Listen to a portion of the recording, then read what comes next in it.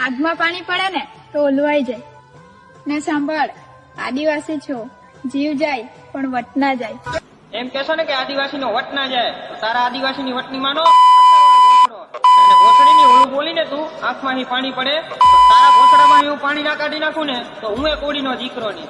તો રાંડ વાત સાંભળ, હાલ સટક. જોહાર દોસ્તો આને એમ લાગે કે હવે આદિવાસીની છોકરીઓને રોસ્ટ કરું, તો તને શું લાગે તારે માં બેન નથી? આને પણ દોસ્તો આની માની બેનનો ફોટો વાયરલ થઈ ગયો. હવે આદિવાસી ઘણા એની માને બેનનો ફોટો રાખીને રોસ્ટ કરે છે. તે આને એની મા બેનને ગાળું ખવડાવવાળો આ જ છે. તે આદિવાસી છોકરીઓને રોસ્ટ કરવા માંડ્યો, તો તારે રોસ્ટ નહીં થાય? શું કહેતો તું મને? આ ઠાકોરને મારવો હોય ના? કમેન્ટમાં જોઈ લે કેટલા ઠાકોરો છે, અને એવું હોય ને તો ઘેર પૂછીને આવજે. તો રૂકો જરા, સબર કરો, સાચી વાત જોવું છે તો જોઈ લે.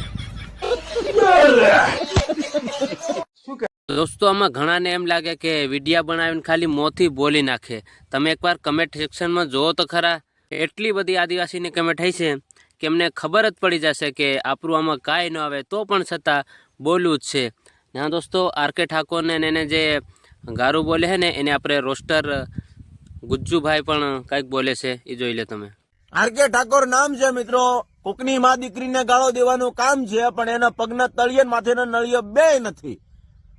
તોય છતાં સોશિયલ મીડિયામાં કોકની માં દીકરીને ગાળો દે છે, કોકના દીકરાને ગાળો દે છે, અને કચોરી ગાળો સિવાય એને કઈ આવડતું નથી. એની પાસે કોઈ ટેલેન્ટ છે જ નહીં. મિત્રો, આવા લોકો છે ને ઠાકોર સમાજનું નામ બદનામ કરે છે. એમની નામની વાહે ઠાકોર લગાડી દેલા. હે આર.કે. એ વાહેથી જે ઠાકોર લખેલું રહ્યું ને એ કાઢી નાખ, કેમ કે તારી વાદે આખી સમાજ હુકા બદનામ કરે છે. અને ઠાકોર લખેલું છે ને તે તારામાં ફોલોવર ને વ્યૂ આવે છે, બાકી તારી ખુદની કોઈ આઈડેન્ટિટી જ નથી. આ તો બધા ઠાકોર ભાઈઓ છે ને તારું ઠાકોર લખેલું છે એટલે તને સાથ દે છે.